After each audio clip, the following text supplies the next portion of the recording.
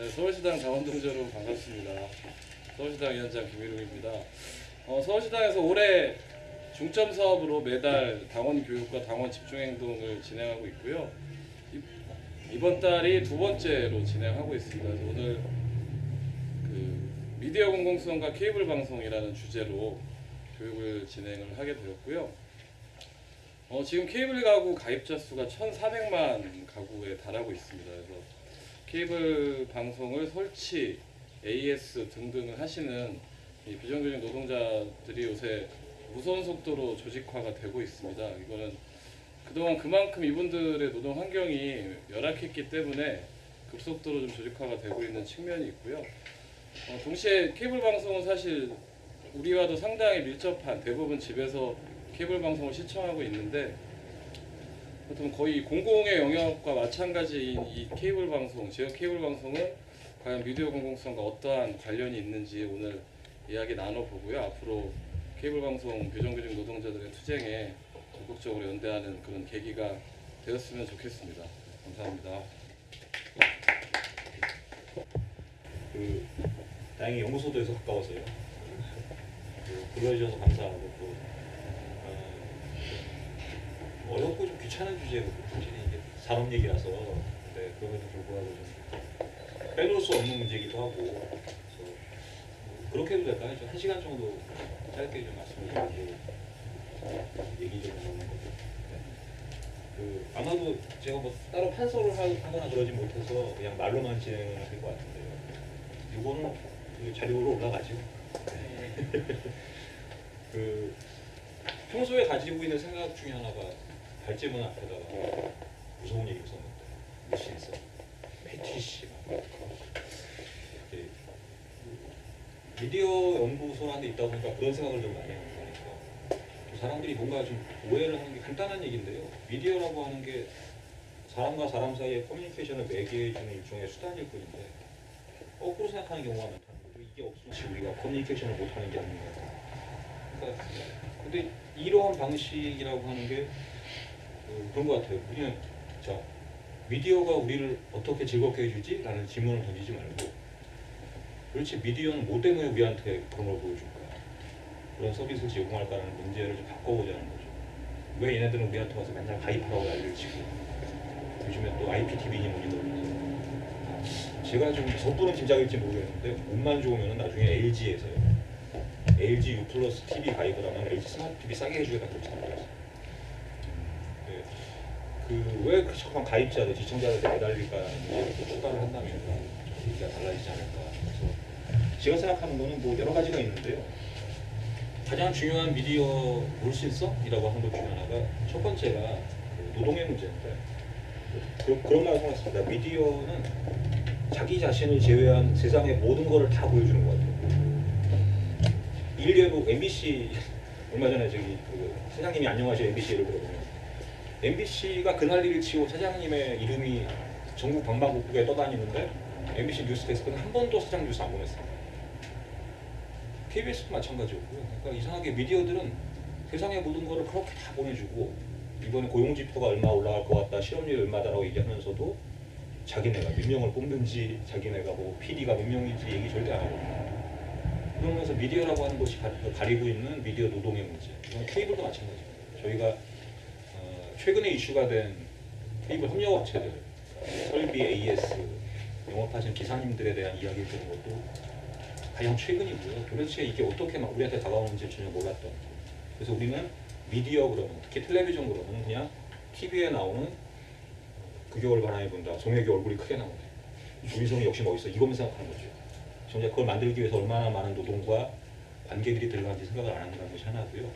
그리고 또 하나의 문제는 미디어가 어떻게 보면 일종의 자본으로 된다는 것은 그런 것 같아요. 어려운 말이 아니고 수용자들, 그러니까 이용자들을 갖다 철저히 양적인 존재로 본다는 거죠. 이따가 제가 말씀드리겠지만 갈수록 이게 더 심해지는 것 같습니다. 그리고 이 양적으로 수용자들을 대하는, 가입자들을 대하는 이러한 과정에서 가장 많이 어려움을 겪으시고 힘들어하시는 분들이 아마 비정규직 노동자분들입니다. 그래서 이제 이러한 이유 때문에 그동안 정권에서는 좀 그렇게 해왔던 것 같아요. 1995년에 케이블 TV라고 하는 걸 처음 도입을 한 이후에 무슨 뭐 이게 그런 겁니다. 정권의 필수 정책까지 필수 과목 꼭 하나씩 해야 됐어요. 그래가지고 김영삼 때는 케이블을 만들었으면 김대중은 나는 위성 방송을, 그리고 그 다음에 또 이제 뭐 DMB를 만들어야 됐고, 노무현 시절에는 이제 IPTV를 만들었고요.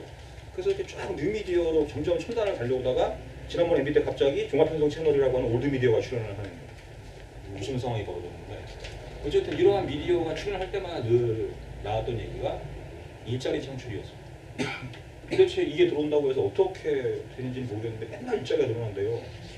늘어난 거 별로 없는데, 그러면서 이제 마치 미디어 하나가 사회에 도입이 되면 자동적으로 일자리가 만들어지고 뭐가 만들어지는 것 같다는 그런 신화들, 그냥 구호죠. 그런 말들을 너무 많이 써오지 않았나.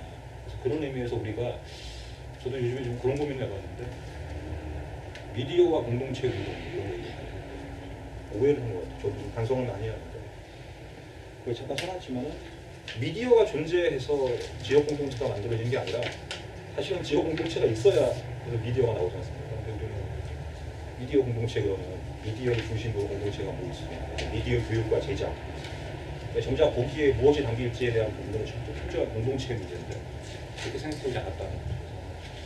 그 미디어와 공동체에 관한 문제도 마찬가지로 똑같이 미디어 무시성처럼 미디어가 들어오면 일자리가 늘어나는 것이 비슷한 그런 틀이 아닌가 생각이 들고, 그런 의미에서 한번 케이블 얘기를 좀 해보려고 합니다. 벌써 이게 한 15년, 18년 정도 지난 것 같아요. 1995년. 케이블이 처음 들어왔을 때 되게 좀 신비롭고 재밌는 일이 많았는데, 옛날 자료를 뒤져보니까 케이블 TV를 만듭시다라고 한 게 1990년이었대요. 노태우 정부 시절 그때 만들자고 했었는데 얘기는 그 전부터 있었고, 그래서 그때 연구위원회 하나 만들어서 일종의 컨설팅을 받았는데, 그 컨설팅의 주요 핵심 중에 하나가 뭐 다 아시겠지만 이제는 하도 지난번에 그 미래창조과부 때문에 SO 그래가지고 이제 다 아시잖아요. 그러니까 SO라고 하는 거는 우리가 알고 있는 OCN이나 TVN 같은 채널을 모아서 우리 가정으로 보내주는 동네 방송국이죠. 그게 SO고, 거기에 보내는 OCN이라든가 아니면 TVN 그런 그 채널들은 PP라고 불러요. 프로그램 프로바이더.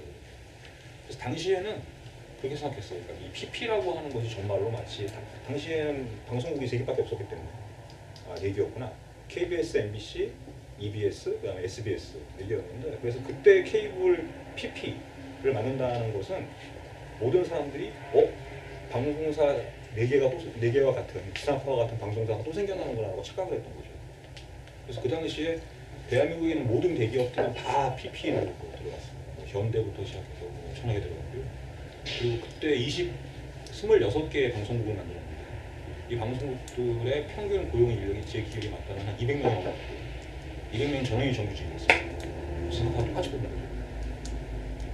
이렇게 된 이유에는 당시에 뭐 세계화, 경쟁력 이렇게 얘기하면서 여전히 마찬가지로 좋은 콘텐츠와 프로그램을 만들어야 된다라고 하는 욕구 때문에 대기업에 개방을 했고, 단 조건은 그러한 채널들을 지역에 배급해주고 유통해주는 역할을 맡은 SO들을 어떻게 할 거냐의 문제에서 좀 중요한 결정이 나오는데, 이 SO들은 철저하게 지역에 기반한 사업자여야 하는 거였어요. 그래서 대기업에 들어오면 안 된다. 처음에 나왔던 제안은 거기 나왔던 것처럼 공익단체가 중심이 된 컨소시엄으로 구성하라, 이렇게 일부가 나왔었죠. 흥미로운 것은 왜 공익단체가 들어와야 되느냐, 그리고 대기업을 진입하면 안 된다. 그래서 나중에는 최종적으로는 대기업 말고 그 지역의 연구를 준 기업체만이 SO를 할 수 있다고 규정을 했고요. 2개 이상은 소유할 수 없어졌습니다. 근데 이렇게 되게 된 가장 큰 이유 중에 하나는 뭐 당시 어떤 배경 때문인 것 같아요. 그때 그 보고서에서 그런 말이 나와 있지만 이런 말이 있더라고요. 그 경제력의 권한 집중 우려라는 표현이 있었고, 민주화 이후의 어떤 여론 같은 것들을 무시할 수 없었다는 거죠. 공중파의 한계와 경제력 권한 집중에 대한 우려라는 표현이 이제 일종의 이런 건데, 당시 아시겠지만 왜 91년에 뭐 낙동강 패널 사건도 있었고, 대기업 반대기업 정서라는 것이 만연할 때 여전히 그때까지만 하더라도 노동운동, 지역에 대한 것을 간과할 수 없는 시기였기 때문에 이러한 방식으로 재벌과 대기업들의 진입을 갖다가 규제를 하려고 하는 움직임이 있었죠. 그래서 실제로도 지역 SO 사업자 선정을 하는데 말들이 많았답니다. 특정한 당적을 가진 사업자 안 되고요. 대기업의 계열사 안 되고요. 그런 식으로 하다 보니까 정말로 그 지역에 있는 중소기업들이 그 중심이 되어 있는 SO들이 다 생겨난 거죠. 그래서 당시에 또 이런 식으로 전국을 77개 구역으로 쪼갰습니다. 77개 쪼개서 77개의 사업자가 다 개별적으로 들어갔습니다. 그게 다 동네 기업들이었고 그 지역 유지들이었는데 이제 그렇게 해서 만들었는데 근데 문제는 뭐냐면은 아시겠지만 제가 방금 말씀드렸던 PP들이 대기업들이 우르르 몰려가서 우리도 마치 MBC가 될 수 있어. 우리도 SBS가 되볼 거야. 당시 때 뭐 유행했었죠? SBS 몇 명 유행했었죠? 모래시계. 모래시계. 우리도 모래시계 같은 하나 만들어 볼래? 뭐 이런 식으로 하면서 엄청난 과잉 투자를 갖다가 하게 됩니다. 초창기에도 굉장히 가입자 확보가 쉽지가 않았고요. 허덕였어요. 이제 이러면서 급기야는 거의 써는 것처럼 하필 또 그때 1997년에 공황이 터진 거죠. 우리가 말하는 경제 위기가 발발을 하면서 모든 대기업들은 다 콘텐츠 사업, PP에서 철수를 하게 되고 SO들도 그나마 가입자들도 없었거든요. 터져 나오고 못해 먹겠다 다 도산하고 그래서 저기 써는 것처럼 당시 기준으로 1998년 7월에 PP가 8,726억이고요. 59개 SO의 누적 적자가 1,494억이었다. 도저히 사업을 할 수 있는 상황이 아니었어요. 근데 이렇게 왜 케이블이 처음에 출범이 문제가 있었느냐를 가만히 생각해보면 그런 것 같습니다. 저도 어렸을 때 기억나는데요. 태권도장이나 군대 가면은 TV가 나오는데 기억나시는 분 계실지 모르겠지만 그게 지상파 방송사 4개가 나오는 게 아니고 중용어도 틀어주고요. 지나간 드라마 막 이렇게 묶어서 막 보여주고 그랬었어요. 그게 뭐냐면은 동네 전파사 아저씨가 손 펴가지고 해줬던 이제 그겁니다. 그게 어떻게 보면 굉장히 정말 토착적인 거죠. 그러니까 왜 워낙에 당시에 왜 기억나실지 모르겠지만 왜 권투 같은 거 축구 같은 거 볼 때 케이블이 없었을 때니까 지붕에 안테나 있었잖아요. 안테나를 잡아봐라. 맨 처음에 시작은 집에 있는 TV 안테나 흔들다가 안 되면 이제 아버지가 지붕에 올라가다 보죠. 그래서 옥상 올라가지고 안테나 붙들고 씨름하고 밑에 있는 그 식구들은 저 덕분에 권투를 15라운드까지 보시는데 이런 사태가 벌어지고 이래 버리니까 그만큼 수신 질도 안 좋고 하다 보니까 그런 전파 날씨들이 이제 특색하신 거죠. 우리가 깨끗하게 보게 해드리겠습니다. 그리고 좋아하시는 저기 성룡도 나와요. 이러면서 이제 서로 쫙 깔아주신 겁니다. 그렇게 시작된 것은 당시에는 중계유선 방송이라고 불렸고요. 이러한 동네 지역에 있는 정말 민간 사업자들이 그렇게 만들어낸 제 기준으로 봤을 때는 좀 여러 가지 평가가 엇갈리겠습니다만 어찌 되었든 정부의 규제에 의한 것이 아니라 자생적으로 발생한 미디어 수용자 공동체라고 볼 수 있는데 이쪽의 규모가 상당했죠. 뭐 거의 한 대충 추산을 하더라도 당시 케이블 방송 가입자 규모의 10배에 달하는 수준의 가입자가 이런 중계유선 RO에 있었어요. 어떻게 보면 이걸 되게 간과했던 것 같아요. 자생적으로 보여있던 이런 공동체들을 간과를 하고 무조건 뉴미디어 정책이라고 하는 좀 환상 내지는 무신성에 입각해서 정책을 추진하다 보니까 굉장히 무리수가 났던 것이고요. 거기에 또 엎친의 덮친격으로 IMF 이제 사업자들이 엎어지기로 했습니다. 이제 이러한 과정을 거쳤는데 근데 한편으로는 이 IMF라고 하는 것이 기업들에게 또 호기였죠. 어렵다 그러면서 다 아시겠지만 정말 위기는 기회다라고 외치면서 우리가 자전이 이렇게 어려워졌으니 대규모 규제 완화를 해달라 라고 하면서 이제 대사 역전됩니다. 97년 이후에 거치면서 정부들이 계속 대한민국 정부 최초로 만든 뉴미디어 정책인데 이들은 무너지면 안 된다라는 그런 자존심 때문에 사업자들이 요구하는 대로 규제 완화를 계속 해주고요. 그러면서 아까 말씀드렸던 것처럼 특히 지역의 SO 사업자들은 77개 회사들이 다 따로따로 있었는데 과감하게 겸용을 할 수 있게 하고 합병을 할 수 있게 해줍니다. 마찬가지로 PP라고 하는 것에도 소유 규제, 겸용 규제 제한을 확 풀어버리죠. 이렇게 됨으로써 한 사업자가 여러 권역의, 여러 지역의 케이블 SO들을 소유할 수 있는 규제 완화가 일어나게 되고요. 이러한 규제 완화의 바람은 2008년까지 계속 지속됩니다. 이렇게 되면서 흔히 이제 그런 사업자들을 MSO라고 부르거든요. 그러니까 멀티플 시스템 오퍼레이터라고 해서 우리가 지금 알고 있는 티브로드, 뭐 CNN, CJ 헬로비전 같은 게 다 이때 등장을 한 사업자들. 그래서 이제 이 사업자들 같은 경우가 그 뭐 제한을 뒀어요. 전체 77개 SO 중에서 15개 이상을 소유할 수 없다라든가 아니면은 전체 SO 매출액의 뭐 일정한 퍼센트를 넘을 수 없다 그런 식의 규제를 뒀었는데 그런 규제들을 계속해서 완화를 해왔죠. 이 완화를 해오게 된 또 하나의 결정적인 이유는 그런 문제도 빼놓을 수 없을 것 같습니다. 그러니까 그 아시겠지만 우리나라에서 돈을 내고 TV 방송을 보는 경우는 크게 세 가지죠. 첫 번째는 케이블이 있고, 두 번째는 저기 그 스카이라이프 위성 방송, 그리고 세 번째는 IPTV라고 해서 LG U+, 그다음에 올레 TV, 그리고 BTV라고 해서 SK에서 해줍니다. 그러니까 IPTV 같은 경우는 통신 사업자들이 주로 하는 거고, 그리고 위성 방송 같은 경우도 작년에 그 KT가 스카이라이프를 인수하면서 사실상 KT에 그렇기 때문에 이제 어떻게 보면 위성 방송하고 IPTV 사업자는 전국 사업자예요. 그쪽은 뭐 지역 뭐 그런 거 상관없어요. 전국 단위로 이제 그 가입자가 모집하는 거고 그런 와중에서 케이블들이 계속 요구를 한 거죠. 통신 재벌들이 이렇게 부상을 하고 있고 그리고 또 뭐 지금 위성 방송도 전국 번역인데 우리 같은 지역에 기반한 영세 사업자들은 어떻게 하면 좋겠느냐. 그래서 계속해서 규제 완화를 이루고 있습니다.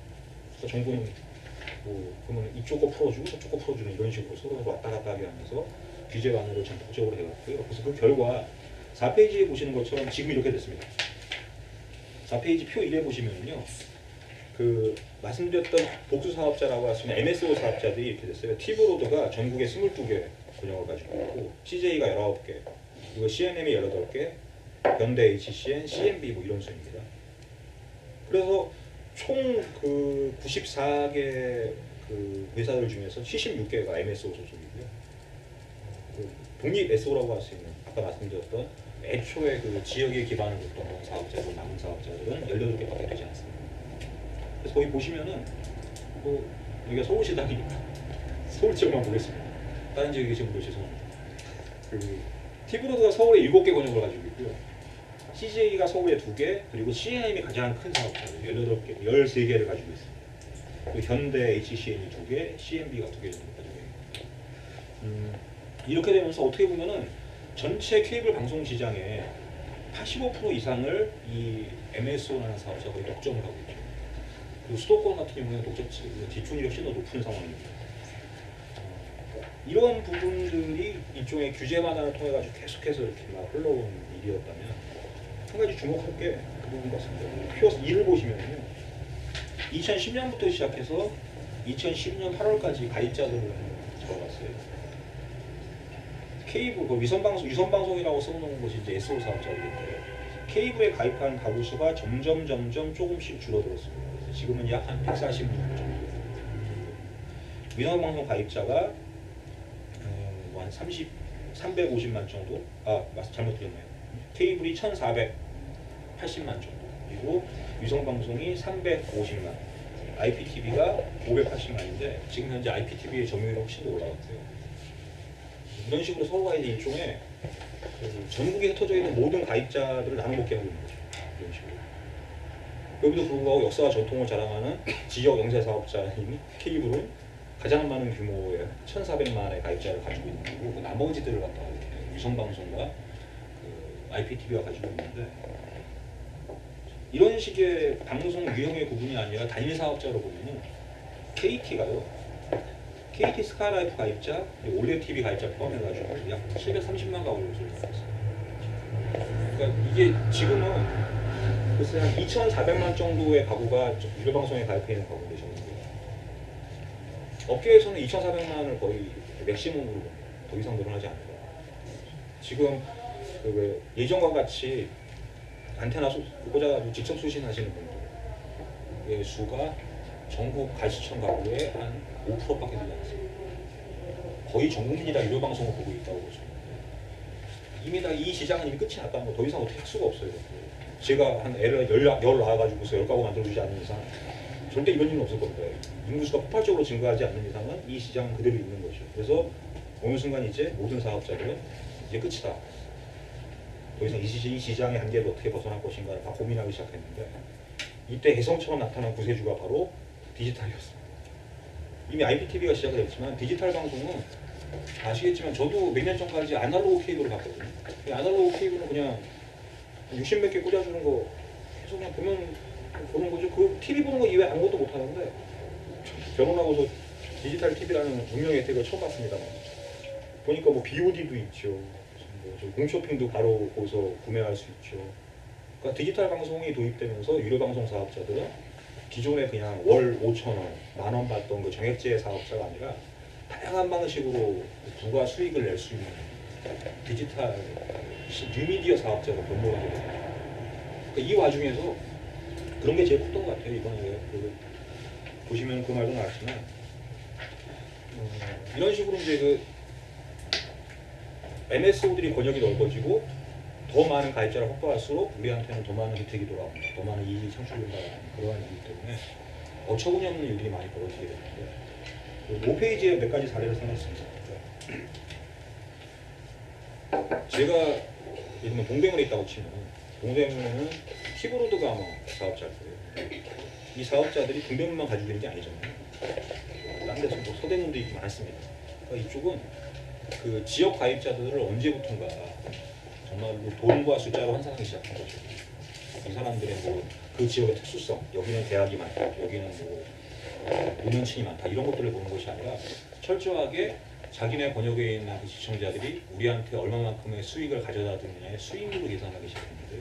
그 대표적인 사례가 2005년인가 GS 홈쇼핑이 이제 한 강남에 있는 케이블 방송국을 인수를 했어요. 그 인수 금액이 1,600억이었는데 왜 1,600억이냐라고 물어보니까 5페이지에 써놨습니다. 가입자 1인당 머릿수로 환산한 거죠. 그래서 가입자 1인당 180만 원을 쳐가지고 1,600억을 불렀던 거고요. 같은 비슷한 시기에 HCN이라는 곳에서 대구에 있는 방송사를 인수할 때는 대구 분들한테 정말 죄송합니다. 이거는 여러분 젊은 아니라 케이블 나쁜 놈들이에요. 대구를 인수할 때는 가입자 1인당 인수액이 65만 원이었습니다. 거의 3배 차이입니다. 굉장히 재미있는 상황은 일인데요. 대구분들 분노하셔야 됩니다. 서울 강남에 있는 사람 180이고 나는 65만 원이다. 이런 말도 안 되는 일이 어딨냐. 광분하셔야 됩니다. 이럴 수는 없는 건데. 그러니까 이러한 더군다나 서울 지역 SO의 평균 가입자 인수액은 약 100만 원 수준으로 산정을 했대요.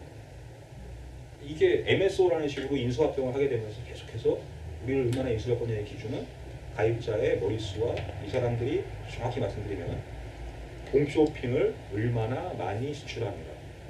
그래서 SO에서 이제 홈쇼핑으로 판 액수의 일정 부분을 자기네 수익을 챙기거든요. 그게 제일 큰 수익이죠, 사실. 수신료보다. 그러니까 이제 그만큼의 그 지역에 있는 사람들의 구매력이 중요한 기준이 되는 거고 이런 식으로 지역민들을 바라보는 시각이 굳어졌습니다. 개인적으로 저는 이거를 양화하라고 보는데 양적으로 환산된다는 거죠. 뭐 그것뿐만이 아니고 서울에서도 별일이 다 있었죠. 관악에 계신 분들은 아시겠지만 2006년에 한번 관악 케이블 방송 중에서 케이블 요금을 1,000원을 넘게 올려버렸어요, 한 번에.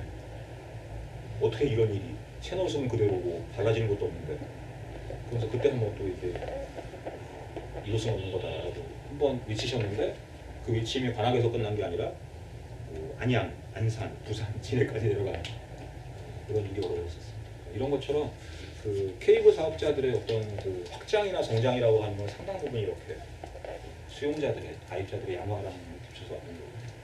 그런 면에서 보면 이번에 얼마 전에 논란이 되었던 미래창조과학부의 SO 난리는 그렇게 볼 수 있을 것 같아요. 더 이상 케이블은 이제는 지역에 기반한 사업자가 아니게 됐습니다. 그냥 똑같아요.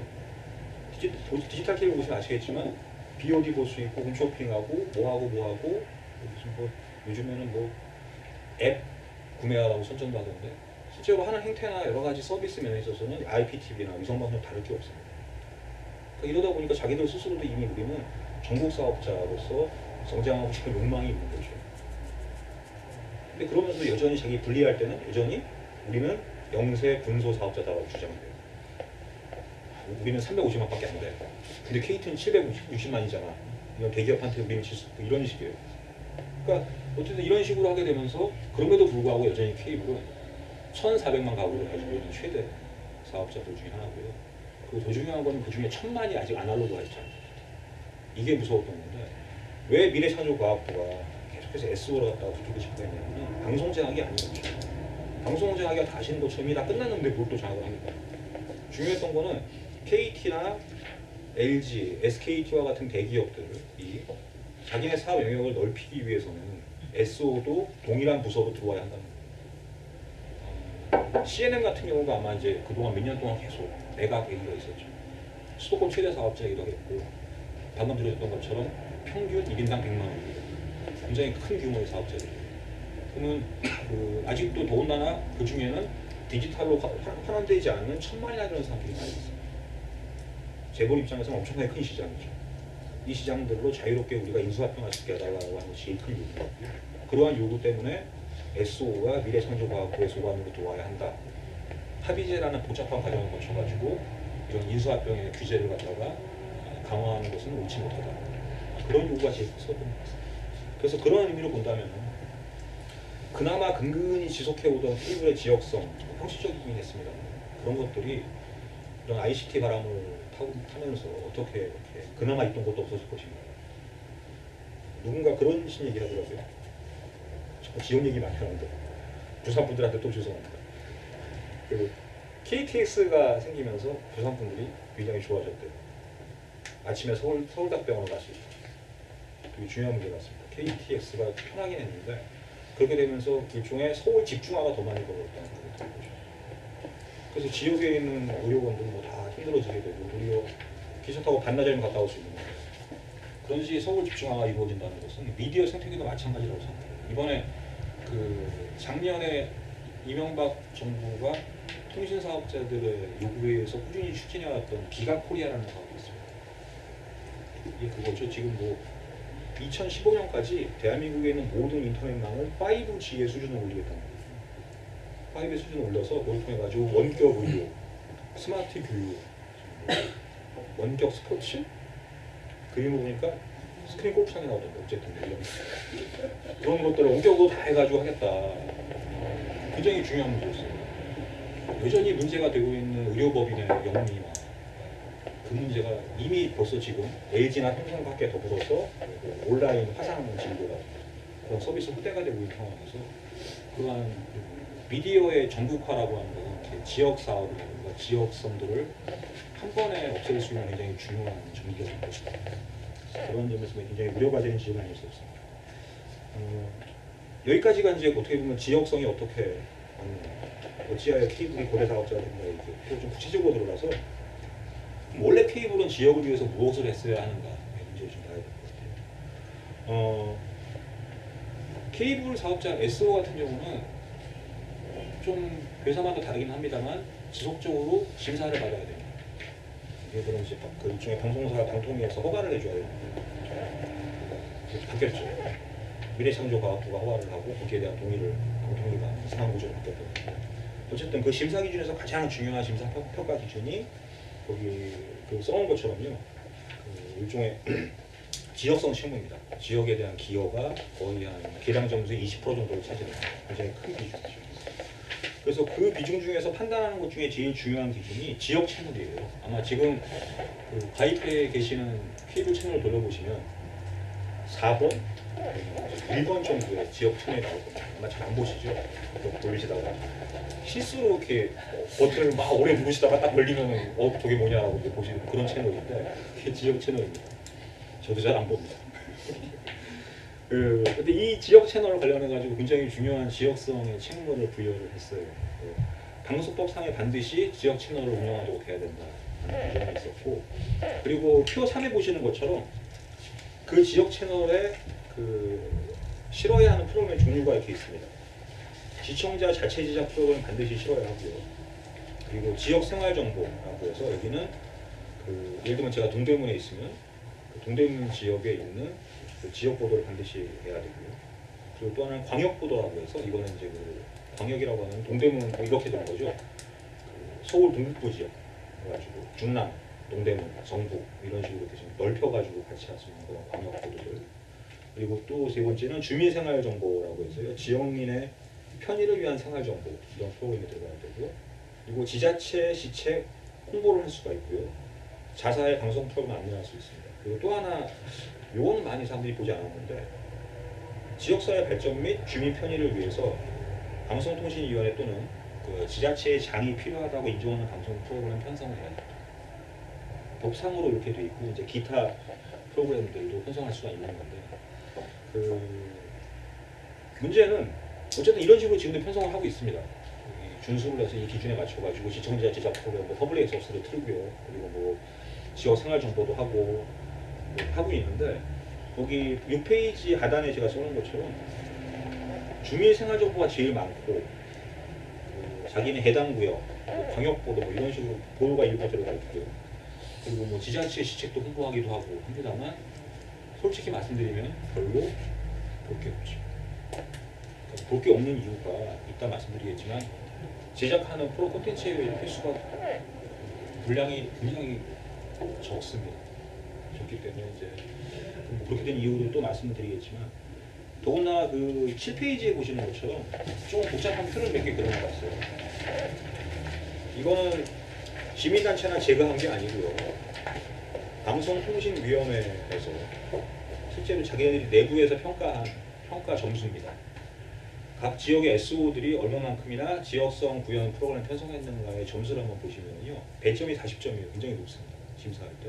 근데 2008년, 2009년, 2010년을 보시면은 점수가 점점 내려옵니다. 그러니까 이거는 설령 아무리 케이블을 봐주고 싶어하는 방통위가 봐주면 심한 거죠. 좀 너무 하다 얘네들. 이건 이렇게 평가가 굉장히 낮아졌고요. 그 밑에 표 5를 보시면은 제작하는 방식도 여러 가지가 있는데 MSO 본부 제작이라는 게 있고요. MSO 지역 제작, 그리고 SO 개별 제작 이런 게 있습니다. MSO 본부는 말 그대로 티브로드가 있으면 뭐 이런 거 있잖아요. 티브로드 본사에서 만들어놓은 쫙풀이는 프로그램. 그리고 MSO 지역 제작은 예를 들면 이런 건데요. 중랑구에 계신 분들 보실 수 있고요. 작년 말까지 했었어요. 중랑 포커스라고 그러죠. 중랑천 포커스구나. 중랑천이 지나가는 그 지역들 있죠. 그 중랑구, 동대문구, 뭐 성북구 이쪽 지역을 갖다가 한 4개 지역을 묶어가지고 그 지역에 있는 뉴스들을 제공해주고 이런 식으로. 일종의 광역이죠. 광역 제작하는 것이 MSO 지역 제작이고 그거 말고 동대문 지역의 뉴스, 동대문 지역의 콘텐츠나 개별 제작이라고 하는데 그걸 보시면 아시겠지만은 그렇게 큰 비중을 차지하고 있지 않고 증가율도 높지가 않습니다. 굉장히 신비로웠던 거는 2010년과 2011년을 보시면요 MSO 지역 제작 비용이 거의 2배 가까이 되었어요. 자, 요거는 그렇게 봐야 될 것 같은데 이 시기에요. 각각의 MSO들이 일종의 통합을 합니다. 그러니까 지역 SO에 있는 제작센터나 이런 것들을 더 이상 각 지역으로 나누지 않고 다 묶기 시작했어요. 단가를 절감하자, 인력을 절감하자는 식으로 그래서 이제 조정을 한 거죠. 그게 되면서 광역화를 해야지 뭐 좀 더 많은 정보를 제공할 수 있다고 말을 하지만 도리어 양날의 칼처럼 그 지역의 밀착성부터 좀 더 멀어지게 되는 그런 결과를 낳게 되고 그리고 더군다나 MSO 제작 제작을 함으로써 당시에 방통위의 재심사에서 점수를 다급하게 올리려고 하는 벼락치기 시험 공부와 똑같은 그런 형태였죠. 이런 방식으로 해왔었고 그럼에도 불구하고 표 6을 보시면은 그런 부분이 나옵니다. 그러면 자치 제작 말고 외부 제작에서 좀 봐야 될 부분이 시청자 제작 프로그램에 지원하는 비용을 보면요 거의 이것도 일정합니다. 시간도 거의 비슷하고 근데 뭘 늘어나느냐 SO 교환이라고 해서 일종의 내부 거래입니다. 그러니까 다른 SO에서 동대문 SO에서 만든 프로그램을 갖다가 중랑구가 받아서 트는 거죠.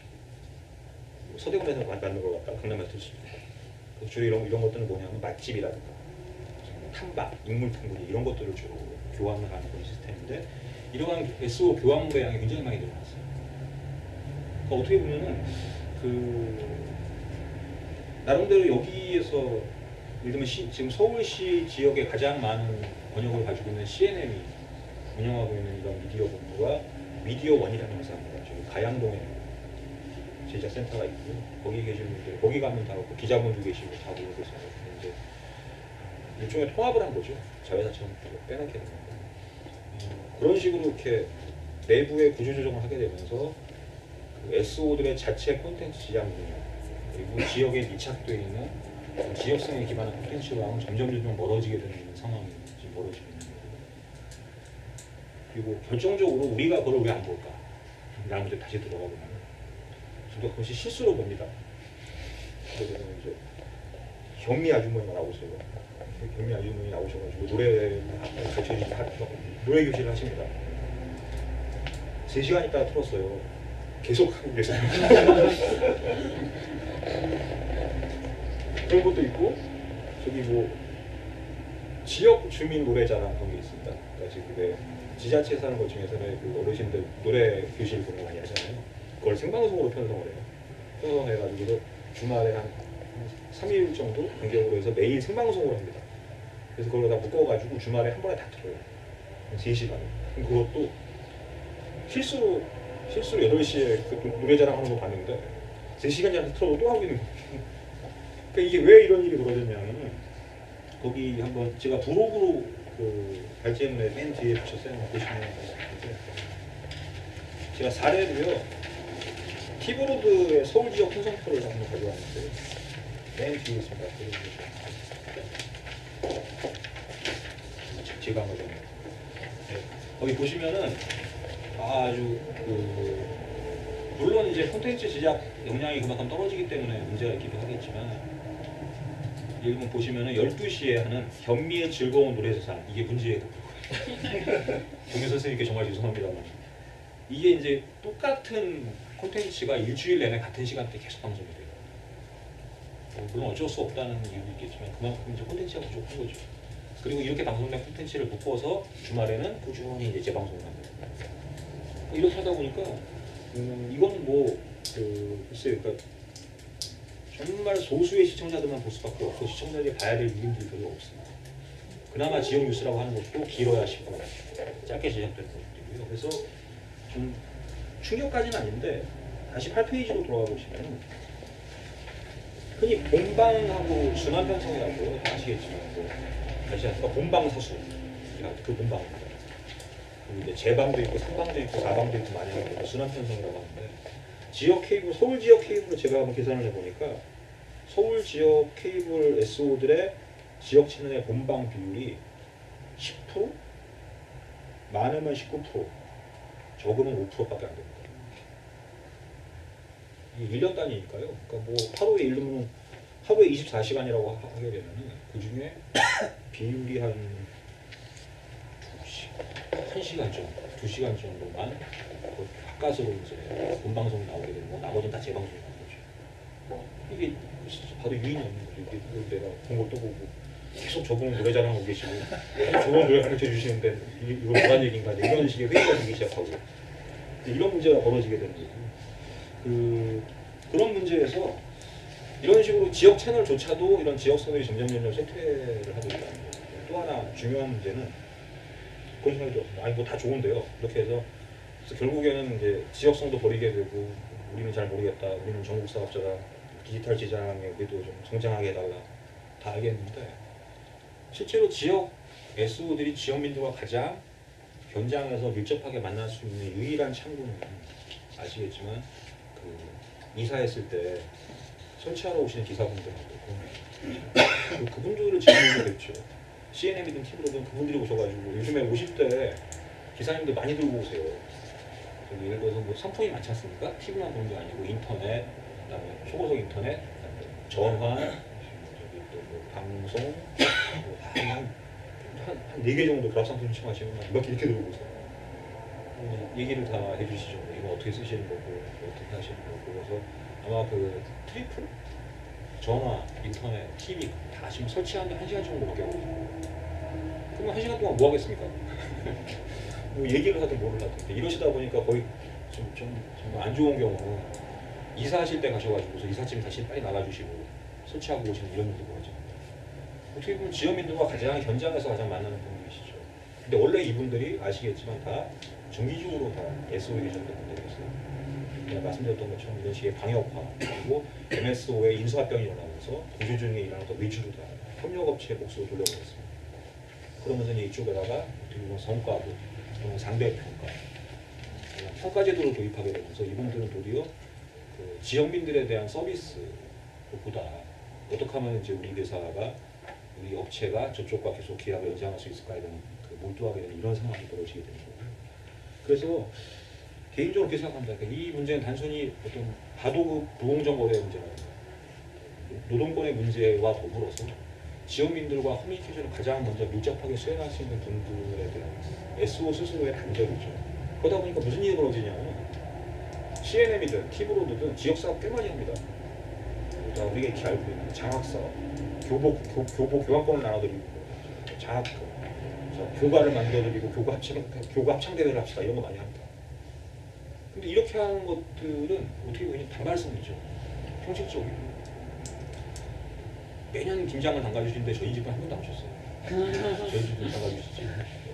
그러니까 뭐 이런 식의 어떻게 보면 우리가 아주 익숙한 기업 PR의 방식으로서만 지역 사업이 진행되고 있고 그러면서 자기들은 어떻게 보면 생색을 내는 거죠. 근데 정작 중요한 어떤 불만들, 왜 이 채널이 안 나오느냐, 왜 인터넷 속도가 느려지느냐 그런 모든 민원들은 다 그 기사님들이 다 받으신 거죠. 이게 어떻게 보면 정말 그 좋은 거는 우리가 했어요라고 얘기하고 귀찮고 힘든 거 다 이렇게 협력업체한테 밀어버리는 아주 안 좋은 습관들이 반복이 되고 있다는 점에서 점점 이런 지역성으로부터 멀어지고 있는 그러한 부분에서 좀 생각해 보는 게 그렇습니다. 그러니까 앞으로는 우리가 지역 채널이라든가 지역 콘텐츠에 대한 좀 새로운 접근이 필요하지 않을까. 사실 만일 제가 지역 채널을 제작하는 SO 임원이라고 이렇게 생각하면 이걸 누가 본다고? 정말 맞습니다. 아무도 안 보는데 안 보는 힘이 없죠. 제가 서두에 말씀드렸던 것처럼 그게 중요한 것 같아요. 업계에서 플랫폼이라는 말을 많이 쓰는데 이 플랫폼이라는 게 특히 미디어 업계에서는 제일 중요한 게 플랫폼은 우리가 아는 스마트폰의 OS, 안드로이드냐, iOS 이게 아니고요. 미디어의 플랫폼 핵심은 얼마나 많은 안정적인 수용자들을 확보하고 있느냐 문제입니다. 그래서 가장 쉽게 예를 들 수 있는 게 카카오톡이죠. 카카오톡이 애니팡으로 대박을 치는 이유는 자기네가 확보하는 7천만이나 가입자 때문이죠. 그러니까 지금 모든 방송 사업자들과 통신 사업자들은 철저하게 이러한 플랫폼 경쟁으로 뛰어들고 있고 얼마나 많은 가입자들을 우리가 안정적으로 확보할 수 있느냐 이런 문제를 들어가고 있는데 굉장히 기계적이죠. 카카오톡의 애니팡이 알려준 것처럼 일단 그거는 한번 런칭이 되면 자동적으로 이렇게 막 네트워크 효과를 따라서 확산이 됩니다. 이런 식으로 콘텐츠에 대한 주목도를 늘려오는 것이 전통적인 미디어의 방식이었다면 글쎄요 좀 지역 공동체에서는 좀 다르게 접근해야 되지 않을까. 지역 채널 운영하시는 분들한테 물어보면 지식률 제일 잘 나오는 게 뭐냐면요. 아파트 노래가 아파트 지역에서 노래자랑 한번 딱 하면은 그 아파트 단지가 다 봐요. 엄마 나오니까. 그러니까 이게 뭐냐면 어떻게 보면 사업자들이 인위적으로 할 수 있는 그런 플랫폼 사업인 거죠. 근데 이것들이 알려주는 중요한 그 의미는 저는 그렇게 생각하는 게 지역 공동체에서의 어떤 조직이라고 표현해도 괜찮고 공동체 문화가 괜찮습니다. 어떤 콘텐츠가 나왔을 때 그 콘텐츠를 볼 수 있는 공동체가 만들어진 다음에야 콘텐츠가 주목을 받게 되는 거고 만들어지는 거지 아무도 보지 않는데 이거를 틀면은 사람들이 많이 볼 것 같아요. 이렇게 해서 성공하는 콘텐츠가 없거든요. 그래서 아까 서두에 말씀드렸던 것처럼 미디어가 들어가서 공동체가 만들어진 것이 아니라면 그 시작은 어느 정도의 공동체 사업부터 먼저 필요하다 지역에 있죠. 그리고 그 공동체들이 요구하는 미디어가 반드시 지역 채널이 필요는 없지 않습니까? 간단한 A4 한 장의 소식지에도 상관이 없고 페이스북에도 상관이 없습니다.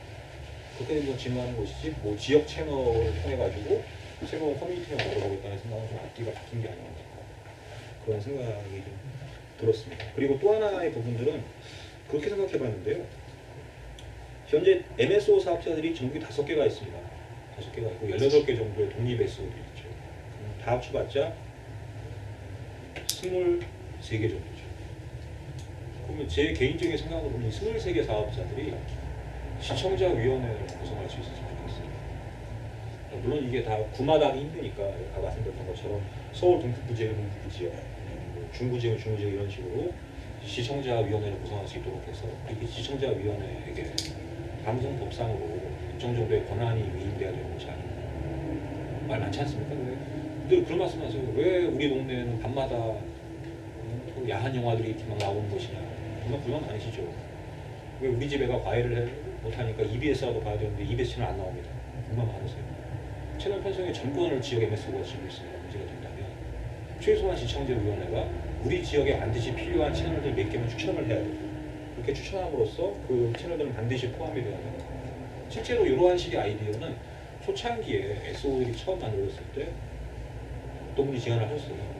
이거 좀 과도한 제안이었는데 SO들은 채널 편성권을 갖다가 지역 의회한테 주자라는 놀라운 얘기를 하셨어요. SO 사업자들이 나이가 난 거죠. 이런 사업권 침해다. 그런 있지만 그런 것까지는 아니어도 시청자위원회가 반드시 우리 지역에 필요한 채널들을 들어오게 해달라. 그것이 뭐 직업방송이 됐든 뭐 실버 TV가 됐든 이런 부분들 굉장히 중요하고 그리고 얼마 전에 그런 얘기를 들었는데 SO 사업자들이 자기네들이 채널을 선정하는 기준이 있답니다. 우리가 흔히 생각할 때가 CJ의 SNL 시청률 높게 나온 건 생각하는데 그분들은 높게 생각 안 하시더라고요. 어떤 분이 그러셨는데 실버 TV였나? 그래서 노인분들이 보시는 네, 실버 TV 이제 그걸 갖다가 그 지역에다가 채널에 넣으셨는데 그 이유는 시청률이 잘 나와서라기보다는요 충성도랍니다. 아무리 적은 시청률 규모라도 꾸준히 보시는 분들이 있어요. 그럼 넣어야 됩니다.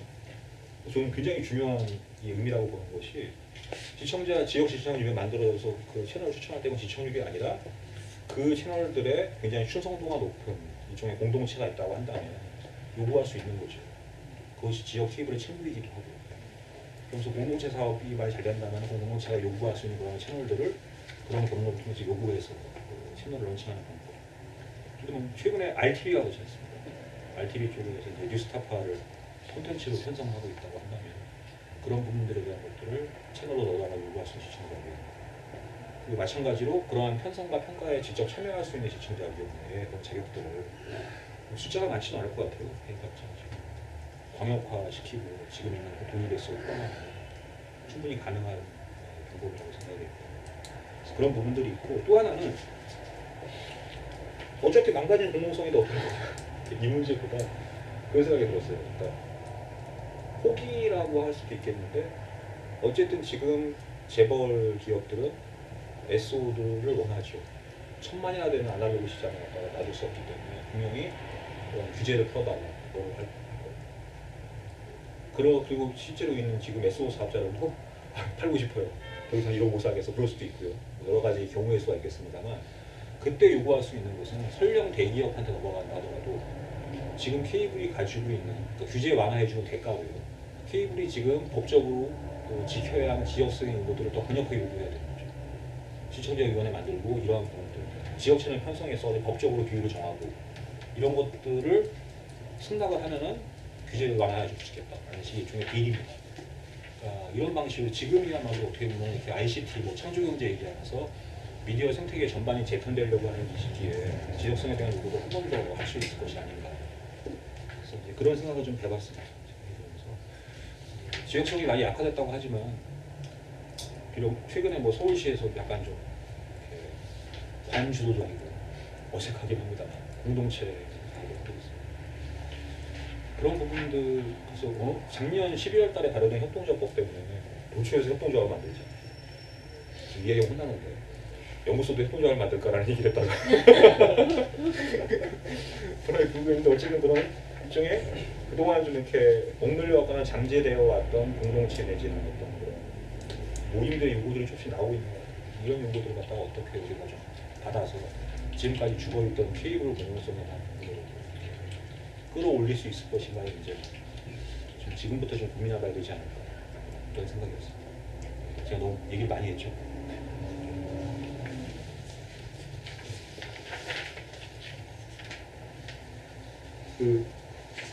몇 가지 또 질문이나 아니면 의견 저한테 급진적으로 질문하셔도 괜찮습니다. 안 될 것 같은데 비관적인데 이거 말씀해 주셔도 되고요.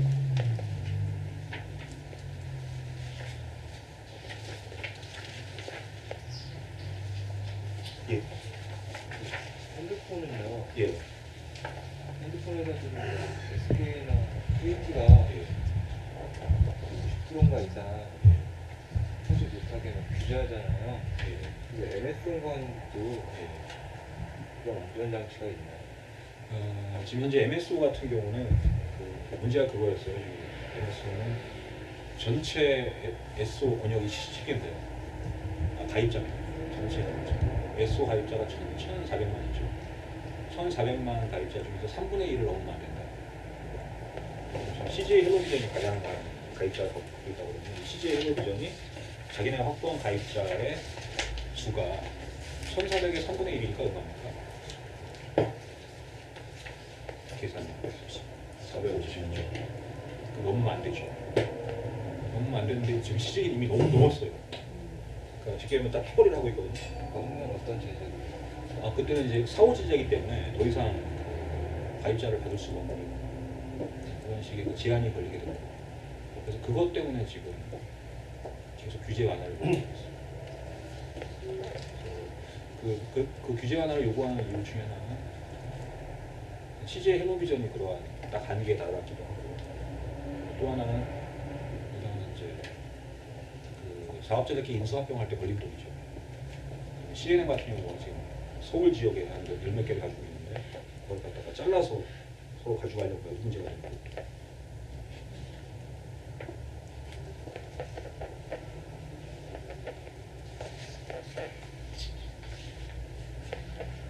한 가지 또 하나 중요한 점은 이제는 케이블이나 IPTV 위성이나 그리고 사업의 영역의 구분이 없어졌어요.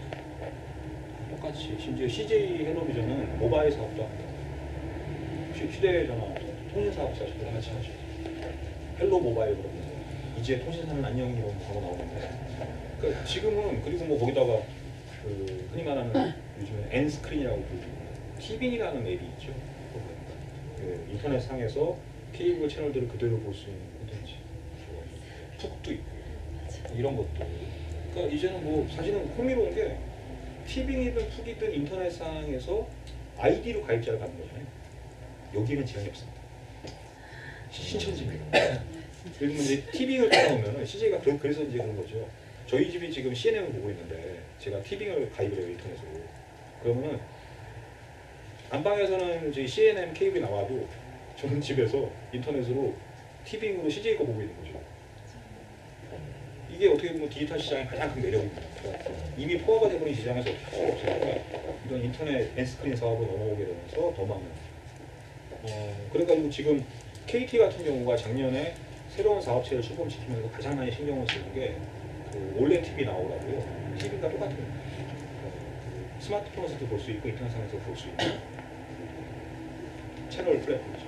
그걸 런칭을 해서 올해 최대 목표는 올해 KT 나우의 가입자를 갖다가 몇만씩 확보하는 것이다. 그래서 이 디지털 시장이라고 하는 게 이렇게 넘어가는 거죠. 지금은 그래서 더군다나 CNN 같은 경우는 또 지상파가 만들어낸 푹과 제휴를 했어요. CNN 가입자들은 지상파들이 만들어낸 23개 채널을 인터넷에서 볼 수 있는 프로그램을 갖다가 할인가로 드리겠다. 지금 거의 뭐라고 해야 되나 이겁니다. 구분이 없어졌어요. 공마전. 네, 공마전입니다. 정말. 공마전이고 심지어는 아까 제가 왜 LG가 스마트 TV 할인해 줄 수 있느냐 그 말씀 왜 드렸냐면 유료 방송 신청하시면 셋탑박스가 오잖아요. 또 U+ 신청하시면 이제 많은 게 시꺼먼 게 와가지고 꽂아가지고 보는데 그 비용이 꽤 하거든요. 이런 방법이 있죠. 스마트 TV를 사신 분들한테는 셋탑박스를 안 놓고요. 앱을 깔아드려요. 셋탑박스 대신에 앱을 깐 다음에 그 앱은 정액으로 월 정액으로 결제를 받습니다. 훨씬 싸죠. 그렇게 되버리면 이제 가입 조차도 굉장히 간단하잖아요. 기사와 발표도 없죠. 전화해서 인터넷상으로 나는 그 LG U+ 앱을 받아가지고 거기서 바로 결제를 해서 그냥 보면 IPTV 가입된 겁니다. 이렇게 돼버리면은 꿈꾸는 세상이 오는 거죠. 멋진 신세계가 이제 펼쳐지는 건데. 그러니까 이러한 식의 그리고 지금 TV로도 그렇고 CNN도 그렇고 스마트 TV를 샀어요. 솔직히 살 필요 없잖아. 그러니까 이 스마트 TV도 아시겠지만 기왕 박스지 않습니까? 박스고 이게 뭐 아주 약간 이렇게 인터페이스가 불편하고 하긴 한데 예를 들면 CNN 스마트 TV를 유튜브로 보면 아주 좋아요.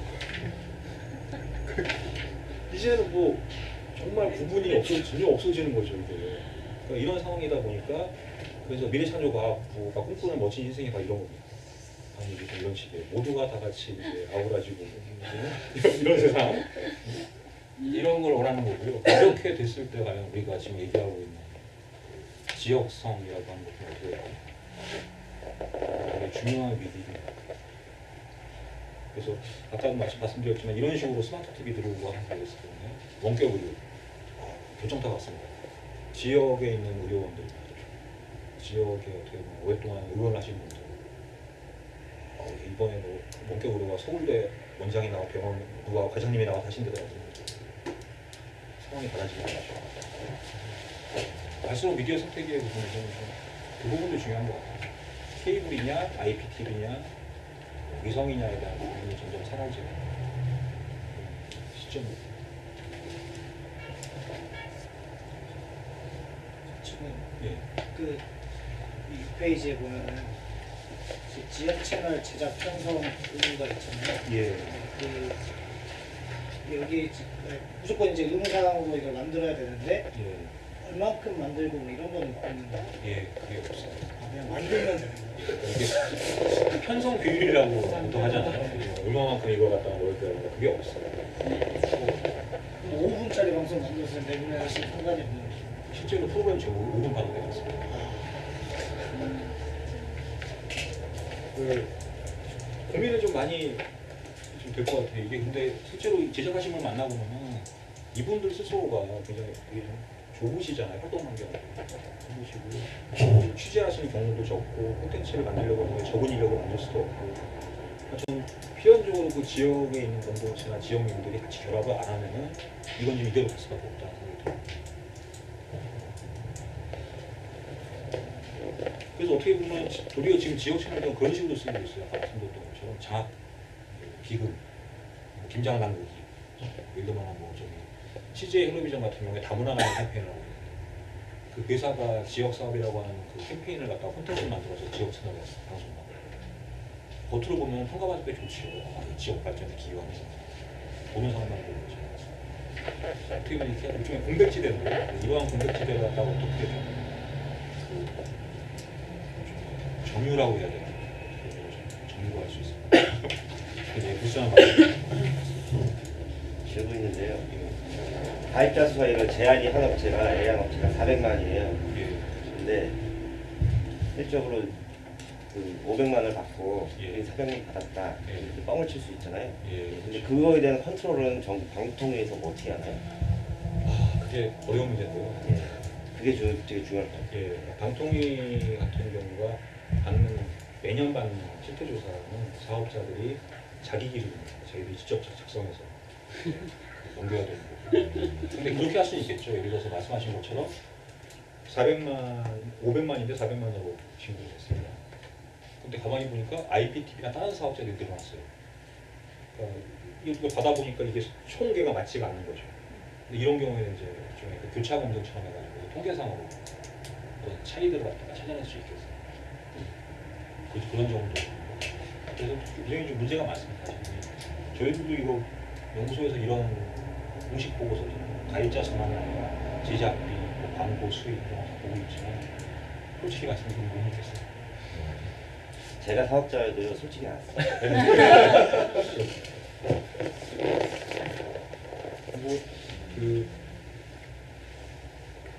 좀 지나가는 말로 그런 말씀도 하세요. 채널 하나 예전에 굉장히 소규모 채널입니다. 5억으로 출발한 채널입니다. 무슨 채널입니까? 방송법상에 5억만 자본금이 갖춰져 있으면 채널을 만들 수가 있어요. 그분들이 그러세요. 이 채널 하나를 운영하는 방식이 정말 사업을 하겠다. 큰 돈을 벌지 않고 운영을 하겠다고 그러면 방법이 있다. 대부분 다 그렇게 하고 있고, 첫 번째는 뭐냐면은 지금 지역 채널은 아닌데 하루에 한 3시간 정도 방송 분량을 만들어놓고 계속 돌리는 거죠. 그리고 또 하나 중요한 거는 인포머셜이라고 해서 또 광고 같이 하죠. 요즘에 그 장안의 화제인 장미칼. 이제 그런 게 이제 그런 건데 그게 광고 나가가 좀 됩니다. 장미칼도 좀 쓰이고 그런 광고들. 그리고 또 하나 중요한 것 중에 하나가 시간대를 빌려줍니다. 그러니까 예를 들면 뭐 한 11시부터 2시까지 그 시간대를 정부 기관이나 몇 군데서 콘텐츠는 가지고 있는데 플랫폼이 터질 못한 곳이 많습니다. 문화재청에서 가지고 있는 한국의 유저 이런 거 있어요. 그럼 그쪽에다가 도리어 돈을 받고 터주는 거죠. 이거 터질 테니까 내가 보내라. 그러니까 시간대를 갖다가 대여해 줘가지고 그러니까 이런 여러 가지 방식을 통해 가지고 정말 적자도 안 보고 하는 방식입니다. 그러니까 그렇게 본다 그러면 지역 채널 자체를 갖다가 이렇게 정말로 여러 가지 방식으로 운영을 하고 들어갈 수 있는 좀 개인적으로 제가 제안을 드렸던 것이 그러한 부분들이 시청자위원회가 구성이 되고 그 지역 공동체의 직접적인 참여가 가능하다면 어느 정도 채널들에 대한 지역성을 갖다 담보할 수 있는 방안이 될 것이 아닌가 그렇게 생각합니다.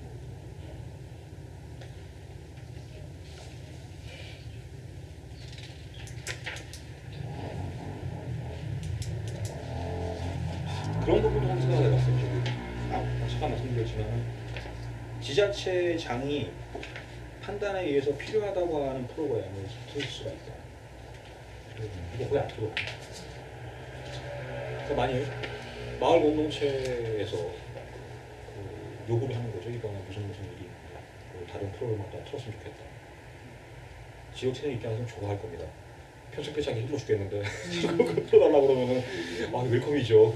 이거 해서 아까 보여드린 편성별처럼 일주일에 한 5일 틀 수 있으니까 얼마나 좋아요. 그러니까 그런 식의 이렇게 개입할 수 있는 방안들 한번 생각해 볼 수 있지 않을까. 하나 만들어 퀄리티가 돼야 되는 거 아니야?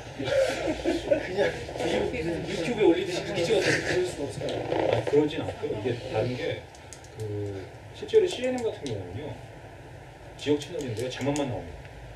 방송 시간 한 50분 동안 취업 정보 그러면서 자막 있잖아요. 그것만 나와요. 퀄리티나 그런 부분은 별로 어떻게 보면 이렇게 요구할 수도 있죠.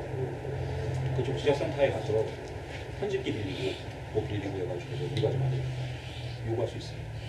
그 시청자 제작 프로그램 같은 경우는 당연히 그거 보장해줘야 되고 안 해주면 난리칩니다. 그러니까 지금은 그러니까 그 SO한테 요구하게 돼 있는 거죠. 시청자들이 우리가 제작해서 이걸 틀겠다. 예. 거기에 요구하고. 예, 특별한 사유가 없는 한 이소한 맞습니다. 특별한 차이가 없네요. 특별한 사유가 없죠. 그러니까 저희들 입장에서는 사실 케이블하고 좀 친하거든요.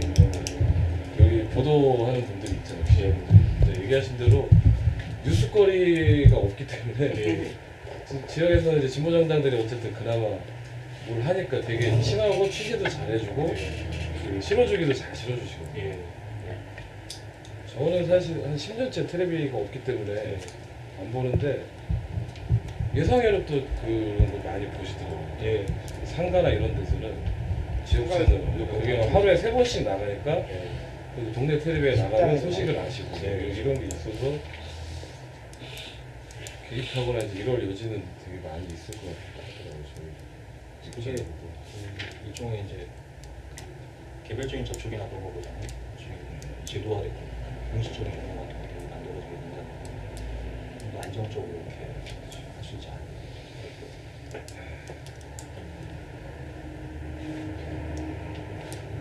저희들도 가끔씩 사업자분들 만나면 그런 얘기 많이 합니다. 지금 SO가 규제 완화, 소다가 요구하고 있는데 소다가 요구할 수 있는 정당성은 하나밖에 없다. 지역성을 강화하겠다. 그거 막 사실 그거 이외에 말씀드렸던 모든 사례가 똑같은 거예요. 케이블이 가지고 있는 특징은 딱 그거 하나거든요. 그거 하나를 갖다가 강조하지 않으면 그러지 않고서 규제 완화를 요구한다는 건 말이 안 되는 거죠. 규제 완화를 어떤 규제를 완화했다고 요구하나요? 아까 말씀드린 점유율 규제 450만 정도에 묶여있는 프로다고.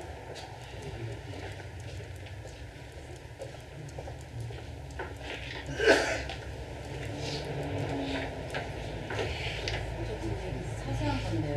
이 시청료 같은 거 있잖아요. TV나 이런 거 예. 그 되게 무료로 주기도 하고 그런 얘기도 하고 가입하면 근데 또 한 달에 5,000원씩 내야 돼. 한 달이 지나면 또 한 5,000원씩 내야 되고 그런 특정은 금액 특정은 어떤 식으로 정해지는 거예요? 굉장히 중요한 질문이셨어요. 모든 측정의 근거는 없습니다. 그거 없어요? 그 이게 어떻게 된 거냐면은 훅 같은 경우가 처음에 그 했을 때 한 7,000원 뭐 그게 얘기했어요. 실시간 방송하면 맞아요. 또 얼마 BOD를 같이 걸으면 또 얼마 이런 식으로 했는데 그 기준은 콘텐츠에 대한 게 아니고요. 케이블보다 아날로그 케이블보다 조금 비싸다. 대충 이런 정도죠. 아날로그에서 제일 싼 게 6,000원이라고 그러면 그 정도 수준에 맞춰서 그저 유료방송 기준에 맞춰가지고 그렇게 유닛 설정한 거고 그러면서 막 지상파가 할 짓이 하죠. 더군다나 이 투기 되면서 무슨 문제가 벌어졌냐면 지역방송이 다 죽었어요. 투기에는 지역방송이 안 걸리거든요. 진주 MBC, 대구 MBC, 대전 MBC 안 나옵니다. 그럼 다죠. 일본의 상황에서 예를 들면 저기 예전에 부산 지역에서 놀러와가 본방으로 안 나왔습니다. 부산 놀러와 하는 시간에 지역 방송이 나왔어요. 다들 막 부산에 있는 친구들 막 이러는 거죠. 근데 지금은 그런 걱정이 없는 거죠. 안 나오면 푹 되니까. 이런 식의 문제들이 좀 벌어지고 있어요.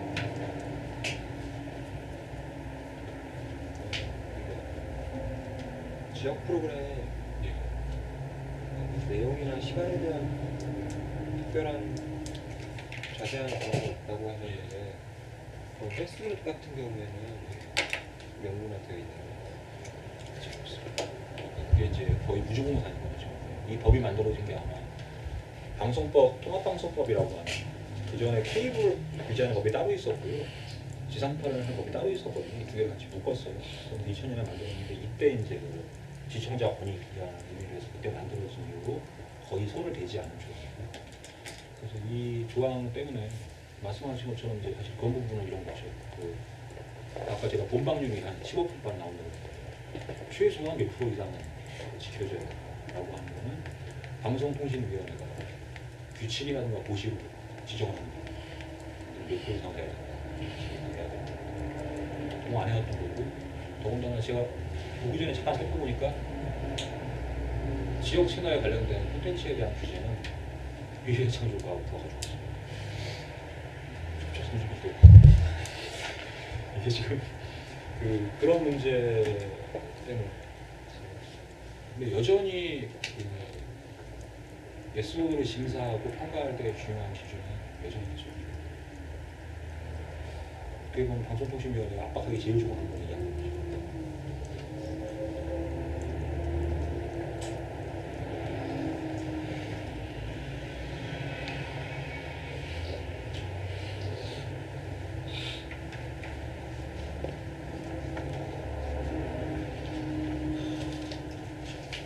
재미가 없으시나요?